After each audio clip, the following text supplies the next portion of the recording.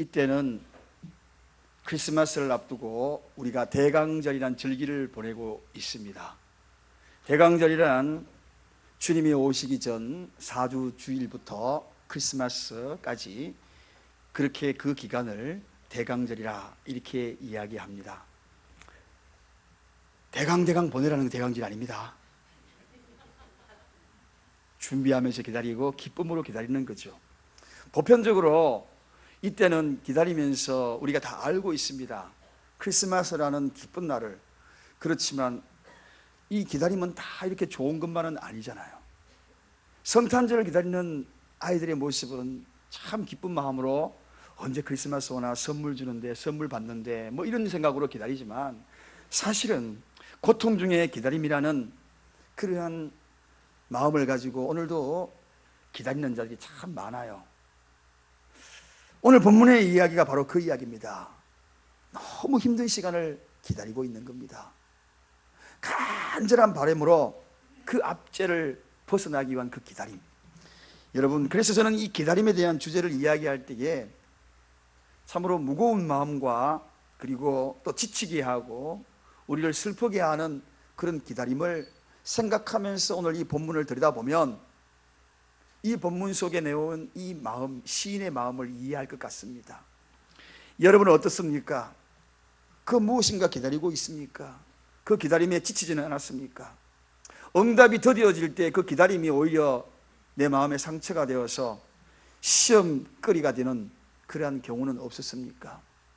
가만히 한번 생각해 보세요. 그런데 중요한 것이 있습니다. 그 기다림이 없이 이루어진 것이 아무것도 없다는 사실입니다. 기다림은 우리에게 아픔을 주고 슬픔을 주고 때로는 더디게 하고 지치게 만들지만, 근데 이 기다림이 없이 되는 것은 아무것도 없다는 겁니다. 기다림은 우리에게 가져다주는 분명한 보상이 있다는 것입니다.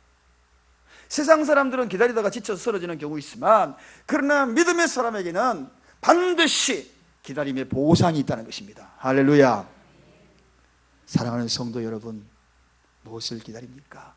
하나님은 여러분들에게 그 기다림의 보상이 분명히 있다는 것을 오늘 본문을 통하여 뿐만 아니라 말씀을 통하여 우리에게 들려주고 계십니다. 여러분, 우리가 얼마 전까지만 하더라도 가을 단풍을 제가 이 자리에서 설교를 했습니다. 단풍에 대한 이야기. 그런데 단풍 이야기가 쑥 들어가고 이제는 눈 이야기를 좀 해야 될 것 같습니다. 추운 겨울 눈발이 날리는 눈 이야기. 어제 제가 눈을 보았습니다. 길거리에 조금 한두 방울 떨어지는 그런 눈이 아니라 눈사라기들이요, 저기 올림픽대로로 쭉 가니까 사르르 바람이 날리더라고요. 눈이 바람에 날리면 생각나는 사람, 그 사람에게 전화하고 싶잖아요. 제가 누구에게 전화했겠습니까? 틀렸습니다. 그럴 것 같아서 제가 질문한 거예요. 전화를 거는데 어느 목사님이 갑자기 생각이 났어요. 그 목사님이 갑자기 전화 걸고 싶었어요. 전화를 딱 거니까 그 목사님이 이런 대답을 하더라고요. 목사님, 저 전주에 있어요. 전주에 왜? 목사님 전주에 있잖아요. 서울 교회가 교회인데 왜 이거 전주에 가 있어? 교통사고 나가지고 요양하러 와 있어요. 교통사고 왜? 20일 동안 의식 없이 쓰러져 있다가 깨어나가지고 이제 전주에 가 있다는 거예요. 그럼 교회는 부목사님이 요즘 너무 힘들 거예요. 자기가 자리를 비웠어. 그런 이야기 하더라고요. 그런데 전주에 있으니까, 홀로 있으니까 외롭기도 하고, 그런데 제가 전화를 덜컹 해주니까 얼마나 반가운지 마치 아는 것처럼. 그래서 눈 오는 날 그 목사님에게 저를 전화하게 만들었구나. 눈, 겨울일 때에는 이 눈을 이야기합니다.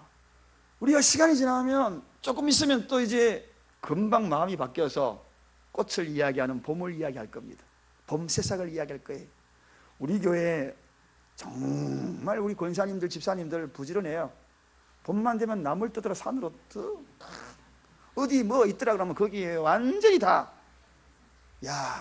강화도 저기 대부도, 이거 지금 방송 나갔는데 큰일 났네. 이야기하면 그쪽 다 비밀스러운 거 다 이야기하는. 그런데요, 남자 누구라고 말씀되지 않습니다만 운전까지 대동해서 가시더라고. 또 봄을 기다립니다. 기다림의 연속이죠. 멈춰있지 않습니다. 사랑하는 자와 헤어지면서 연인들은 약속을 합니다. 다음 만날 시간과 장소를 약속합니다. 그런데 가만히 생각해 보니까 헤어짐도 어쩌면 참 아름다운 것 같아요. 왜냐하면 다음에 약속이 있기 때문에.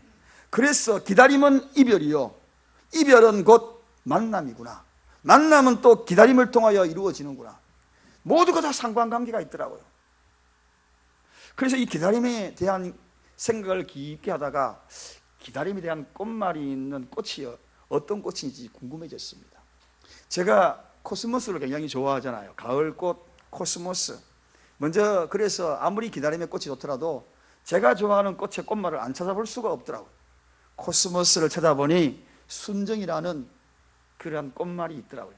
순수한 애정, 이게 바로 코스모스더라고요. 가을날 코스모스를 보면서 순수한 애정을 느끼게 만드는 꽃, 코스모스 가만히 들여다보면 그런 마음이 들어가잖아요. 우리 교회에도 이런 순수한 애정이 오가는 그런 교회가 되기를 바랍니다. 얼마나 멋진지 모르겠습니다. 그 다음에 오늘 주제인 이 기다림과 관계된 꽃, 기다림은 어떤 꽃을 의미하는 상징적인 그런 꽃말을 가진 꽃이 무엇일까 찾아보니 바로 달맞이 꽃이더라고요. 달맞이 꽃. 여러분, 달맞이 꽃 보신 분 계십니까? 네. 달맞이 꽃이 색깔이 노랗게 정말 이뻐요. 이 달맞이 꽃이 특징이 있습니다. 낮에는 꽃망울이를 가만히 오므렸다가 밤 되면 펴요. 저녁에는 피고 해돌녘이 되기 전에, 해가 돋기 전에 되면 싹 오물어버려. 피고 오물고. 여기에 대한 흘러오는 이야기가 있습니다. 거기에 그렇게 된 배경이 있더라고요. 그것은 다른 것이 아니라 한 처녀, 예쁜 처녀가 옛날에 어느 동네에 살았답니다. 그런데 이 예쁜 처녀는 달 구경하는 걸 너무 좋아했다고 그래요. 달이 뜨는 날 되면은 예쁘게 단장하고 언덕 위에 올라가가지고 달을 구경하는데, 세상에 운명의 장난인지 그날따라 달 구경할 때마다 저 멀리 한 사람이 또다시 달을 구경한 사람이 있었습니다. 잘생기고 멋진 총각 한 사람이 달 구경 올라오는 거예요. 그 총각을 바라보면서 연모하고 짝사랑에 빠집니다. 야, 멋지구나. 그 달 뜨는 그날만 만날 수 있으니 말 한번 붙여보지 않았지만 그날이 너무 기다려지는 거예요. 그런데 또다시 이 처녀에게 슬픈 비극적인 일이 일어납니다. 그것은 바로 부모님이 그 처녀를 양반집 아들과 혼인을 시키겠다는 약속을 하고 온 겁니다. 얼마나 슬프겠습니까? 자기가 정말 좋아하는 그러한 사람은 바로 그 달밤에 멀리서 비춰진 그 청년이었는데, 그러나 양반집 거기에 아들, 그 집하고 결혼을 시킨다니 얼마나 슬프겠어요. 그래서 몸부림을 칩니다. 나는 아니라고, 나는 안 간다고. 그렇지만 옛날에는 그게 마음대로 됩니까? 약속 날짜가 가까워집니다. 그때 그 처녀는 끝까지 그 신랑을 맞이하지 아니하고 집에서 피해버립니다. 그리고 그 이야기가 전해지자 이제 양반집 집안이잖아요. 가만히 놔둡니까? 동네가 들고 일어나가지고 이 처녀를 벌을 내립니다. 저 계곡, 아무도 살지 않는 저 험난한 계곡에 그로 쫓아보냅니다. 쫓아보내니까 울면서 집을 떠나 쫓겨나 버립니다. 집으로 돌아오지 마라, 다시는 오지 마라, 동네에 얼씬거리지 마라, 그렇게 하면 쫓겨납니다. 2해가 지났습니다. 소문이 들려지면서 그 흠모했던 그 청년의 귀에 이 처녀의 이야기가 전해집니다. 그 전해지는 그 청년이 듣고 너무나 마음이 아파서 계곡으로 그 처녀를 찾아놨습니다. 찾아가지고 딱 가보니까 아무리 찾아도 아무도 없는 거예요. 황량한 계곡밖에 없습니다. 어느 저녁이 되어서 달빛이 뜨기 시작합니다. 그런데 이상하리만큼 예쁜 꽃이 하나 피어 있는 겁니다. 노란 꽃. 아까까지만 꽃잎이 오므려져 있던 그 꽃이 활짝 피어 있는 거예요. 너무나 예쁜 겁니다. 그 꽃과 마치 대화하는 것처럼 밤을 지새웁니다. 그런데 아침 새벽녘이 되니까 세상에 그 꽃이 다시 싹 오므려드는 거예요. 그래서 이 총각은 달뜨기를 기다리는 거예요. 계속 달뜨기를. 그 처녀도 달뜨기를 기다렸는데 이 총각도 달뜨기를 기다린 겁니다. 살았는지 죽었는지, 이 처녀가 꽃이 되었는지 모르지만 어쨌든 그 꽃과의 사랑에 빠집니다. 달이 뜨면 그곳으로 달려가. 그래서 달맞이 꽃이 되었다. 전설적인 이야기가 흘러오고 있습니다. 여러분, 사람들은 그래요. 무엇인가 기다리는 사람, 하다못해 달을 기다리는, 그날 밤 달맞이를 기다리는 그러한 사람도 있는데, 세상 사람도 무엇인가 기다리고 있습니다. 그러나 그들은 어쩌면은 달맞이 꽃이 피기 위한 그 기다림, 언젠가는 시들어버리는 그런 꽃, 그것을 기다리는 그런 사람들처럼 살아가고 있지만 성도의 기다림은 다르다는 것입니다. 성도는 무엇을 기다리는가? 성도는 누구를 기다리는가? 성도의 기다림은 허상을 기다리는 것이 아니고, 달맞이 꽃만을 기다리는 것이 아니고, 흘러오는 전설적인 이야기를 기다리는 것이 아니고, 성도의 기다림은 그 무엇인가 세상 사람들이 기다리는 것과 다르다는 것입니다. 그 기다림 속에 보상이 있습니다. 엄청난 보상이 있습니다. 신규리를 기다리다가, 아지랭이를 기다리다가 잡아도 잡지 못하는 그런 기다림이 아니라, 성도의 기다림에는 반드시 약속된 보상이 있다는 것입니다. 그러므로 우리가 생각해야 될 것이 있습니다. 사랑하는 성도 여러분, 어떤 상황에도 기다리며 살아가시기를 주님의 이름으로 축원드립니다. 힘들어도 어려워도 반드시 성도의 기다림에는 보상이 있습니다. 과거에 우리 어머니들은, 아니 어머니뿐만 아니라 모든 여인의 일생, 여자의 일생은 돌아보면 기다림의 삶이다, 그렇게 정의될 것 같아요. 어릴 때에 부모님을 기다립니다. 소녀 시절에는 늘 부모님의 기다려요. 그러다가 성장해서 결혼을 하게 되면 남편을 기다립니다. 그러다가 노년이 되게 되면 자식을 기다려. 여러분, 명절 때 되면 부모님들, 시골에 있는 부모님들 기다리는 그 기다림 아시죠? 아침에 온다 그러면은 동구 밖에 거기 나와서 아예 자리를 깔고 기우뚱기우뚱 다리는 관절로 비틀어지고 한쪽 다리 절룩절룩 하면서 동네 어귀에 나와가지고 짝대기 하나 짚고 거기서 기다려요. 점심이 지나간지도 몰라. 하면 나오나 기다리고 또 기다려. 저기 된장찌개 다 끓여놨는데, 주물럭 고기 해놨는데 저거 어떡하나.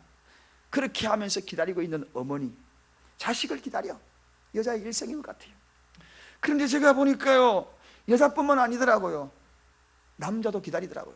제가 며칠 전에 어떤 영상을 TV에서 보니까 실험 선수 최홍만 선수와 아버지와의 만남을 바라보면서 제가 한참 울었어요. 아버지가 이 아들하고 키 차이가 어마어마해. 아버지는 키가 150밖에 안 돼. 그런데 아들은 2m 10이 넘는 장신이잖아요. 그러니까 어릴 때 길거리 다니면 다 애들이 놀리는 거야. 이상하다. 중고등학교 때만 돼도 엄청나게 키가 쑥쑥, 희귀 병이죠. 갑작스럽게 그런 집안에 그렇게 커버리니까요. 부모가 보통 크고 자식이 큰데 그 집안은 반대예요. 완전히. 아버지는 허리춤도 안 오고. 그런데 이 아버지가 의도적으로 피해주는 겁니다. 내가 아들하고 같이 가면 저 아들이 얼마나 마음 아파할까. 놀림거리 되니까 나는 그저 아들하고 같이 가는 거를 피해야지. 그래서 그로부터 피해서 아들하고 같이 있지를 않는 겁니다. 아버지의 마음은 찢어지는 것 같죠. 아들을 정말 한번 안고 싶고 아들하고 정말 추억도 만들고 싶지만 그 아들이 상처 입을까 싶었어.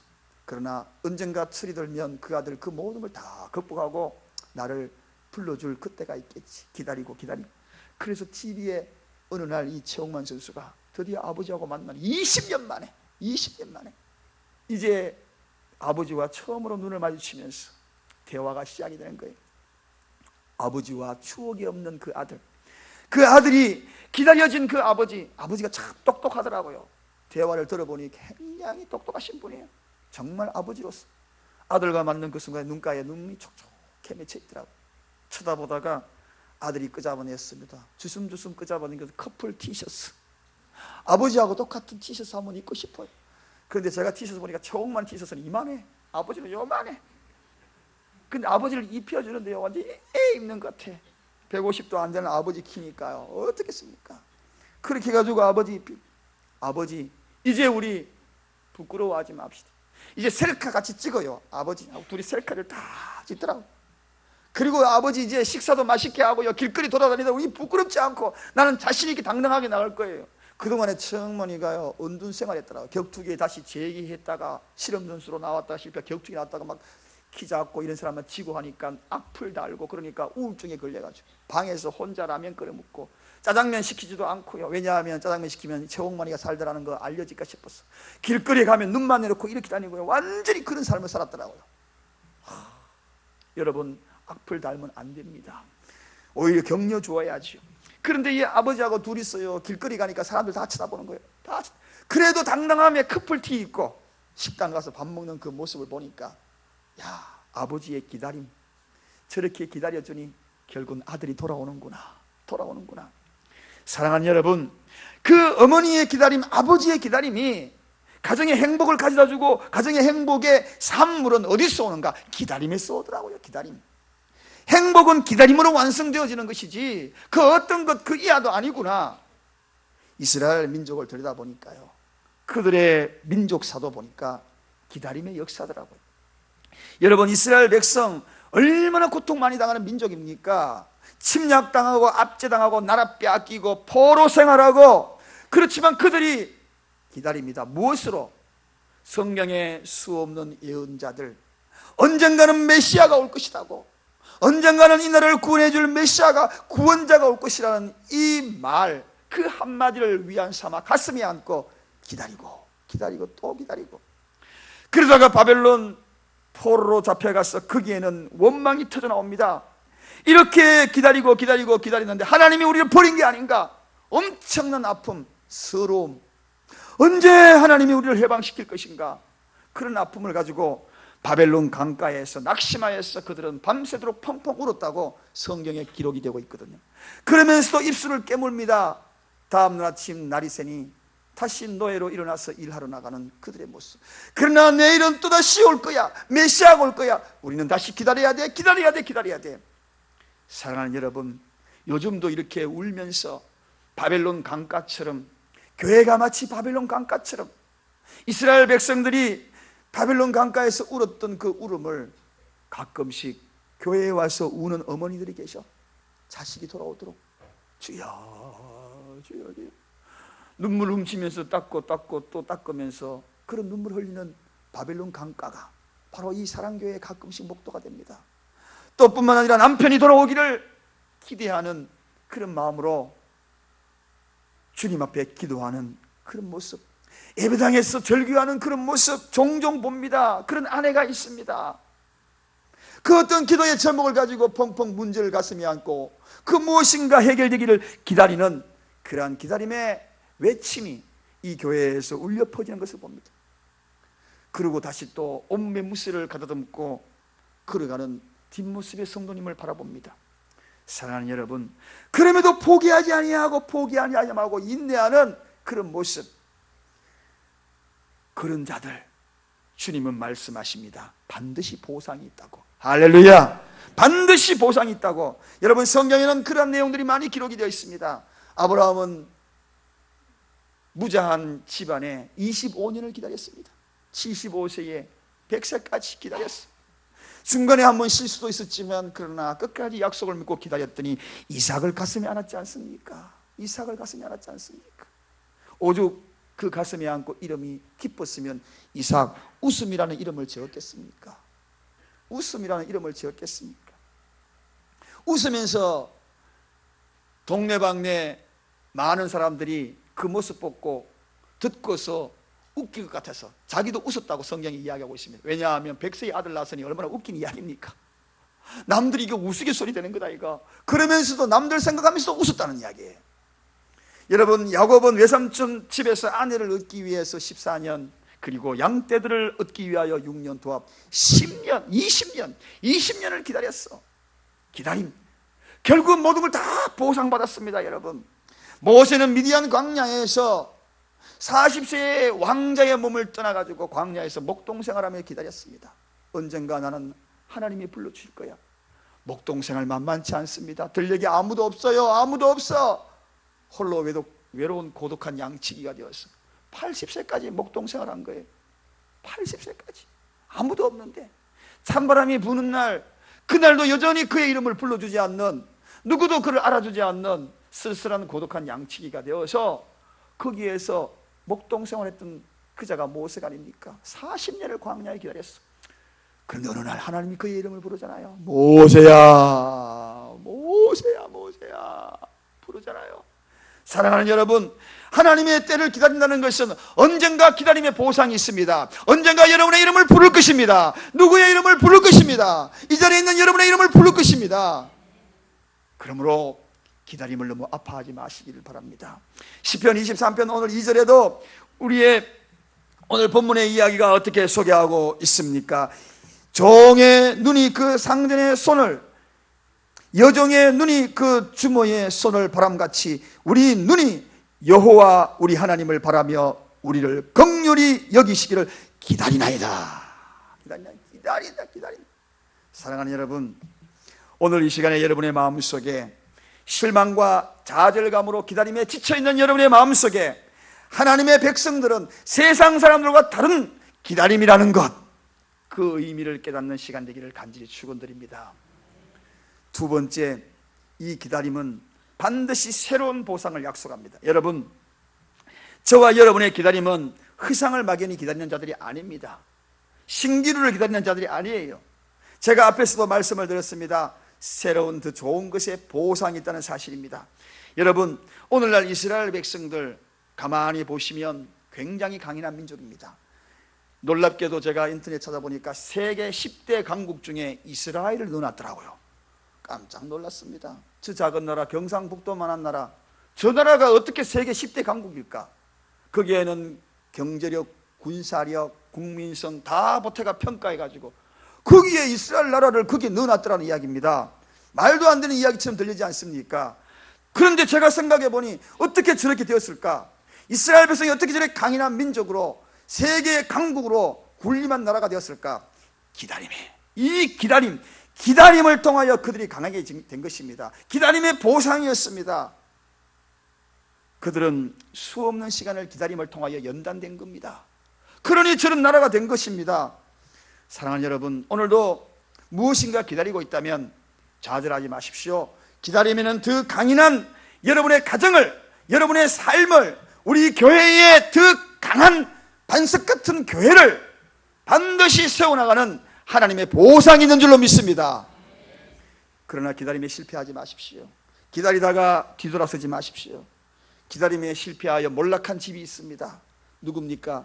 사울입니다. 사울은 왕으로 인정받고 위대한 왕으로 처음에는 인정을 받은 그런 집안이 아닙니까? 집도 축복받은 집안이요, 나라도 축복받은 그러한 집안이었습니다. 나라였습니다. 그런데 이 사울이 실패함으로 말미암아, 기다림에 실패함으로 말미암아 집도 망해버렸습니다. 나라도 혼란에 빠지고 맙니다. 사랑하는 남자 여러분, 가장 여러분, 사울의 모습을 보면서 우리 가장된, 남편된, 아버지된 우리가 든든한 기다림의 버팀목이 되십시다. 사울이 기다림에 실패하니 집안이 뒤집어진 것 아닙니까? 몰락한 거 아닙니까? 성도는 기다림에 익숙해야 합니다. 오늘 이 사울은 그럼 어떻게 기다리지 못했는가? 번제를 드려야 될 그러한 기다림에 예배의 집례자 하나님의 종 사무엘이 드디어 오는 겁니다. 예배를 준비하고 번제를 드려야 되는데 며칠을 드디어 오는가? 7일 동안 오지 않는 겁니다. 저는 이런 생각하면서 우리 성도님을 생각해 봤습니다. 제가 만약에 오늘도 제가 약간 늦게 왔습니다. 한 3주 동안 그럴 겁니다. 왜냐하면 새가족 교육이 있어서 거기 교육 끝나자마자 다급하게 제가 올라오기 때문에, 그래서 제가 예배에 조금 일찍 이 자리에 단상에 올라와서 기도하는 시간이 조금 부족합니다. 그런데 만약에 여러분 다른 일이 있어가지고 제가 예배 시간에 15분, 11시 예배인데 15분 예배도 시작도 안 하고 그러면 여러분 어떻게 하겠어요? 어떻게 하겠습니까? 아이씨, 목소리 예배, 어떻게 된 거야? 아마도 이 예배 자리 떠나는 사람이 있을까? 우리 교회는 한 명도 없어. 다른 교회는요 그런 사람이 있다는 소문이 지금 들릴라 그럴만 합니다. 여러분, 그런데 오늘 좀 이해할 것 같아요. 이 사울이 얼마나 기다렸냐? 7일을 기다렸대. 7일을. 여러분, 예배 시간 15분도 아니고 7일을 기다렸는데 안 오니까 그가 생각한 것은, 이제 더 이상 못 기다리겠어. 내가 예배를 집례해야지 하면서 왕이 그 모든 일을 다 행해버린 겁니다. 번제까지 다 행해. 8일 하루만 더 기다리면 될걸 하루를 못 기다렸어. 사랑하는 여러분, 저는 제가 존경하는 목사님, 지금은 고인이었지만 저에게 일러준 말씀을 잊지 않습니다. 신목사 최후 5분의 역사에 마지막 그 순간, 그 시점 5분 전까지 기다려야 돼. 아니, 그 순간 땡 할 때까지 기다려야 돼. 하나님의 역사는 그때 일어나는 거야. 많은 사람은 하루 전까지 기다리다가 에헤이 하고 이렇게 돌아서는 5분 전. 하나님은 얼마나 그런 것으로 역사하는지 모릅니다. 여러분 지금 기도하고 있습니까? 5분 전, 1분 전에 하나님이 역사하십니다. 믿음의 사람의 기다림은 보상이 있는 거예요. 기다림은 기다릴수록 그것이 더 값지게, 더 보석처럼 우리를 더 연마하여서 기다림의 아름다움을 우리에게 허락하여 주시는 것입니다. 여러분, 사울이 이 기다림에 실패해서 하나님은 이제 왕으로 자격이 없다. 그리고 난 다음에 왕으로서 폐위시켜버립니다. 가정이 몰락해버렸어요. 그러나 다음 왕 다윗은 기다림의 명수입니다. 15살 때 기름을 최초로 왕이 될 것이라 부음받고 그는 바로 왕이 되지 않았습니다. 그리고 또다시 30세에 기름 부음을 받고 38살에 또다시 기름 부음 받고 그의 삶은 기다림의 역사였습니다. 그런 가운데 하나님께 마음의 합한 자가 되어서 위대한 왕으로 성군 다윗, 그의 삶은 기다림의 영성이었어요. 책을 읽다 보면 다윗의 영성이라는 책이 있는데 그 책의 모든 내용을 가만히 들여다보면 한 단어로 표현하면 기다림의 영성이구나, 기다림의 영성이구나. 사랑하는 여러분, 그런데 우리가 기다리라 막연히 기다리라는 것은 참 쉽지 않습니다. 사업을 실패한 사람에게 회복될 것이라 기다리라, 건강이 악화된 자들에게 회복될 수 있게 기다리라, 이거 정말 힘든 이야기입니다. 경쟁에 실패하고 입학시험에 떨어졌는데 거기에서 또다시 1년을 기다리라, 정말 힘들이죠. 사랑을 잃어버리고 내 사랑하는 사람이 떠나가 버렸는데 기다리라, 또 다른 사랑을 맞이할 것이다, 아픔입니다. 그래서 많은 사람들은, 믿지 않는 많은 사람들은 오늘도 거리를 방황하는 거예요. 기다림에 실패하면 방황입니다. 그들이 선택하는 것이 무엇입니까? 한 잔의 술을 마시고 취하자, 그렇게 비틀거리면서 살아가는 인생들이 얼마나 많은지 모릅니다. 그러나 성도는 다릅니다. 성도의 기다림은 견디기 어려울 때 그 기다림을 통하여서 하나님의 섭리가 있고 하나님의 보상이 있다는 것을 알아야 하는 것입니다. 그럼 우리는 견딜 수 있는 거예요. 이겨낼 수 있는 것입니다. 예수님이 우리에게 말씀하신 말씀이 무엇입니까? 항상 기도하고 낭망치 말라. 항상 기도하고 낙심하지 마라, 낭망하지 마라. 그러면서 이어지는 말씀이 무엇입니까? 그것은 바로 불의한 재판관과 그리고 억울한 일을 당한 과부의 이야기를 소개하잖아요. 이 과부가 얼마나 억울한 일을 당합니까? 불의한 재판관, 어느 정도 불의한 재판관인지, 이 재판관은요, 하나님을 두려워하지 않는다고 스스로 이야기한 사람입니다. 뿐만 아니라 나는 사람을 무시하는 자다라고 성경에 스스로 이야기합니다. 그런 자가 밤낮으로 찾아오는 저 기다리고 또 기다리고, 쩔뚝거리면서 불의한 재판관 집 앞에 기다리고, 집으로 가면 기다리고, 출근하면 기다리고, 계속 기다리니까 결국은 이 재판관이 뭐라고 이야기합니까? 내가 졌다. 그러면서 이야기하는 이야기가 그의 고백입니다. 내가 하나님을 두려워하지 않고 사람을 무시하나 이 과부가 밤낮 나를 번거롭게 함으로 내가 그 원한을 들어줄 것이다. 그렇게 합니다. 사랑하는 여러분, 하물며 택하신 하나님의 백성들, 그 성도들을 하나님께서 결코 들어주시지 않겠는가? 보상해 준다는 것입니다. 오늘도 그 은혜가 여러분에게 있기를 원합니다. 무엇인가 기다리고 있습니까? 절망하지 마십시오. 항상 기도하며 낭망치 마십시오. 하나님은 더 좋은 것으로 보상해 줄 것입니다. 내가 기대하고 내가 생각했던 것보다도 더 좋은 것으로 우리 하나님은 보상해 주실 것입니다. 마지막, 성도는 하나님의 섭리를 기다림을 통하여 깨달아야 합니다. 여러분, 기다리면서 얼마나 많은 섭리를 깨닫는지 모릅니다. 3초의 기다림이라는 글을 읽고 제가 참 공감을 했습니다. 여러분도 아마도 공감하실지 모르겠습니다. 제가 이 글을 여러분에게 소개하면 공감되면 끄떡끄떡 머리를 한번 해주시면 좋겠습니다. 아멘할까지 필요성은 없습니다. 세상 거리니까요. 첫 번째, 엘리베이터를 탔을 때 닫는 스위치를 누르기 전에 3초만 기다리자. 무슨 의미인가요? 우리 한국 사람 올라가자마자 남들 오나 기다리지 않고 싹 눌러고 저쪽 막 걸어오고 있는데, 우리 아파트에도 그런 분이 있어서 제가 요즘 눈알 안 맞추려고 합니다. 지금 양쪽에 이렇게 막 들어오는데요, 여기 문이 요만큼 닫히는데 눈이 마주쳤어. 그럼에도 불구하고 한 번만 눌러주면 전기세 아끼고 시간 절약하는데 쏙 문 닫히는데, 야, 그때 섭섭하대요. 그런데 그 사람만 그런 게 아니라 제 아내가 그럴 때가 있었어요. 새벽 예배 갔다 오면 주차할 데가 별로 없어요. 그래서 차를 한 몇 번 돌아야 돼. 혹시 빠진 자리가 있나 싶어서 돌고 있으면 제 아내가 먼저 내려주거든요. 그러면 엘리베이터 앞에 좀 기다려주면 되지. 기다릴 것이라 생각해가지고 막 뛰어가 보면은 엘리베이터가 쭉 올라가고 있는 거예요. 한 몇 초만 기다려주면 될 건데, 그러다가 18층에 딱, 제가 18층에서 거의 다 쓰는 모습 보면서, 이야, 옛날에는요, 저 만나러 올 때, 연애할 때 7시간씩 기다렸는데, 세상에 유리 고무신 하나 주면서 난전에서 밖에서 리어크에서 파는 유리 구두가 있더라고요.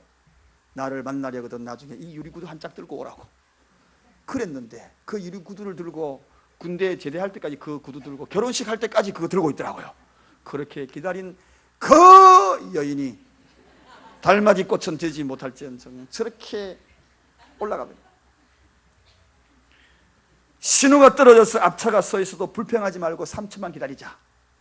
신호가 떨어졌는데 앞차 대부분 1, 2초만 지나면 빨리 안 가면 빵빵거려. 그런데 여러분, 왜 기다려줘야 되는가? 그 사람이 그 차에서 순간적으로 중요한 결정에 갈등하고 있을 때, 결정하려고 하는 그 순간에 빵빵거려 버리면 다 잊어버리거든요. 그 순간에 여러분 중요한 그 인생이 결정될 수 있어요. 그러므로 3초 정도 기다려 주십시다. 이제부터 여러분들에게 부탁하고 권면합니다. 앞으로 조금 늦게 여러분의 앞에 차가 있더라도 절대로 빵빵거리지 않기를 바랍니다. 인생에 그 사람이 중요한 결정이 할 수 있어요. 또 갑자기 가는데 별로 복잡지 않은데 차가 확 끼어드는 차가 있다. 3초만 기다려주고 끼워주십시다. 왜? 그 속에 혹시라도 수험생 자녀가 있을지 누가 압니까? 부도 막으러 가는 사업가 있을지 누가 알겠습니까? 나보다 더 급하다면 그 사람 먼저 보내주는 거, 그거 좋은 것 아니겠습니까? 그러니까 요건 그냥 욕막 나오려고 그러고 막 그럴 때 조금만 참아주십시다.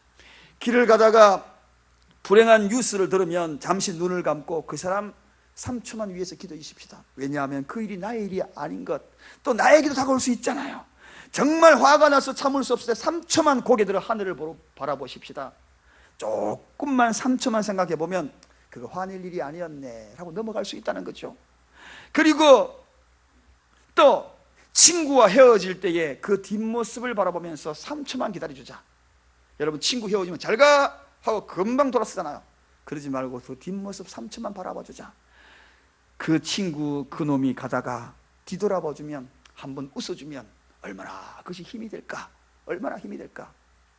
여러분, 그런 경우 많잖아요. 그 친구가 떠나간 줄 알았는데 여전히 거기 서서 나를 지켜보고 있어. 그럴 때 가든 발걸음 돌아주면 한번 빙긋이 웃어주면 얼마나 힘이 나는지. 그렇습니다. 3초만 해도 이런 엄청난 일들이 일어나는데, 이런 유익을 주고 깨달음을 주는데, 하나님이 우리에게 기다림을 주실 때 깨달음이 없겠습니까? 깨달음이 없느냐고요. 여러분, 사랑하는 여러분, 성도의 기다림은 분명한 하나님의 섭리가 있습니다. 그 속에 깨달음이 있습니다. 병석에 있을 때 치유의 그 기간 속에서 하나님의 놀라운 사랑과 은혜의 깨달음을 주시고, 때로는 물질을 잃어버리고 생활고에 시달리고 인생의 순전을 마시고 있는 그때에도 하나님의 놀라운 깨달음이 그 속에 있습니다. 회복전의 깨달음이 있어요. 기다리기는 힘들고 답답하고 어렵지만 하나님은 그 기다림 속에서 크고 비밀한 일을 나에게 보여주시는 것입니다. 그러므로 여러분, 잠언에 바라보면 거기에 이런 말씀이 있습니다. 마음의 경영은 사람에게서도 말의 응답은 여호와께서 나누니라.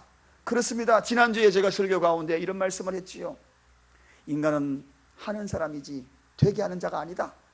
되게 하는 자가 아니라 나는 열심히 땀 흘리고 할 뿐이지 되게 하는 일은 여호와 하나님밖에 없는 것입니다. 그러므로 여러분, 잠언 16장 9절에 사람의 마음으로 자기 길을 계획할지라도 그 걸음을 인도하시는 이는 여호와시니라.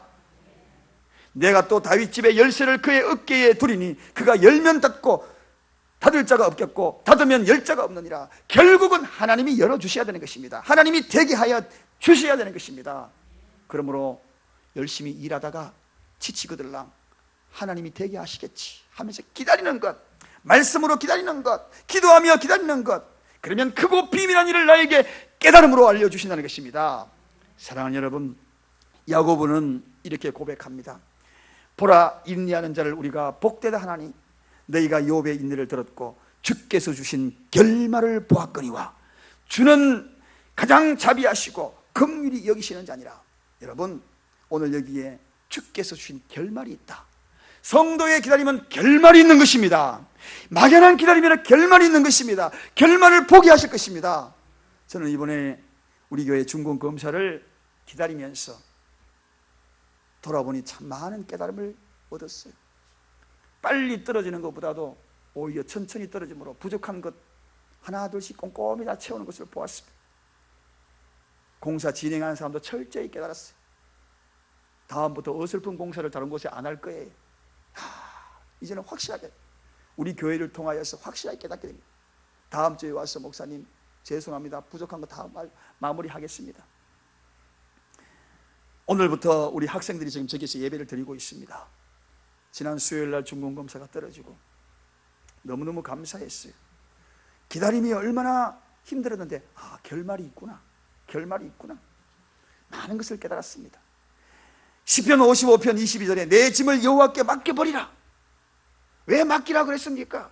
경영하시는 이가 아버지이기 때문에 내가 너를 붙들고 의인의 요동함을 영영히 허락치 아니할 것이다. 사랑하는 여러분, 기다림은 우리를 흔들어 놔요. 기다리지 못하게 마귀는 흔들어 놔요. 그러나 영영히 요동하지 마십시다. 기다림의 영성을 가지고 나아가면 반드시 결말을 보리라. 여호와께서 결말을 보게 해준다는 것입니다. 끝이 있게 해주신다는 것입니다. 2차 세계대전 히틀러의 나치하에서 감옥에서 하루하루 한 명의 생명이 죽어가는 그때였습니다. 유대인들이 600만 명이 죽어갔잖아요. 아니나 다를까 독일의 나치 그 지하 감옥, 햇볕도 볼 수 없는 그곳에 이제 전쟁이 끝나고 거기에는 한 글귀가 발견이 됩니다. 벽에 유대인의 한 죽어가면서 썼던 그 글귀예요. 이렇게 글을 적어놨는데 감옥에 여러분 뾰족한 것 아무것도 없어요. 알고 보니 손톱으로 적은 거예요. 손톱으로. 이런 세멘트 여러분 손톱으로 긁으면서 글을 적었다는 겁니다. 손이 어떻게 되었을까? 그 글귀도 굉장히 길어요. 이런 글입니다. 비록 태양빛이 우리에게 비치지 않지만 저기 태양이 있는 것을 믿노라. 비록 사랑이 지금은 내게 느껴지지 않지만 저기 진실된 사랑이 있는 것을 나는 믿노라. 비록 하나님께서 침묵 가운데 계시지만 나는 하나님이 살아계심을 믿고 기다리노라. 사랑하는 여러분, 손톱으로 긁었어. 손톱으로. 그러면서도 불구하고 그들은 기다린 거예요. 기다림의 시간은 허비하는 시간이 아닙니다. 하나님이 일하시는 시간입니다. 하나님의 섭리를 주관하면서 섭리가 진행되어지는 시간입니다. 그러므로 기다림 속에 실망하지 마시기를 주님의 이로 부탁을 드립니다. 기다림은 오히려 주님의 계절입니다. 주님의 계절은 어떤 계절인가? 기다림의 계절. 인간은 기다림을 좋아하지 않습니다. 그러나 하나님은 기다림의 계절을 좋아하라고 이야기하십니다. 왜냐하면 그 기다림 속에 하나님의 섭리가 있기 때문에. 이제부터 기다림을 좋아하겠습니다. 무엇을 기다리고 있습니까? 이제는 기다림을 좋아하십시오. 하나님의 섭리가 있습니다. 숨겨놓은 크고 비밀한 일이 있으신 거예요. 시험 받을 때에, 광야길을 걸을 때에, 그 무엇인가 꿈을 접고 포기하고 싶을 때에, 적의 공격을 받고 시련과 핍박을 받을 때에 우리는 문득 포기하고 싶은 마음이 여러분의 마음을 지배할 때마다 기다림의 영성을 가지고 기다림의 보상을 생각하면서 나는 어떤 상황에서도 기다리며 살아갈 것이다. 나는 새로운 보상을 기대함으로, 기다림을 통하여 얻을 것을 기대함으로 나아갈 것이다. 이 기다림 속에 하나님의 섭리가 있음을 깨닫고 나아갈 것이다. 그런 발걸음이 여러분의 발걸음이 되시길 간절히 축원드립니다. 기도하겠습니다. 하나님 아버지 감사합니다.